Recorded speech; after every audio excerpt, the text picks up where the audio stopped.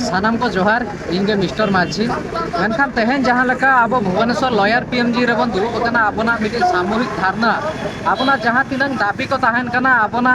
सानताली भाषा चलते स्टेट रे सेकेंड स्टेट लैंग्वेज रना माने नामा ओना साउते अपना ऑलचिकी रना डेवलपमेंट और अब उड़ीसा रे सानताली भाषा साहित्य और संस्कृति एकाडेमी मिटी खुलामा ओना पिया गोटांग दाबी इदी काते अब नोडे सामूहिक धारणा रेबन दुरुब कना गोटा उड़ीसा प्रदेश खन तेहेन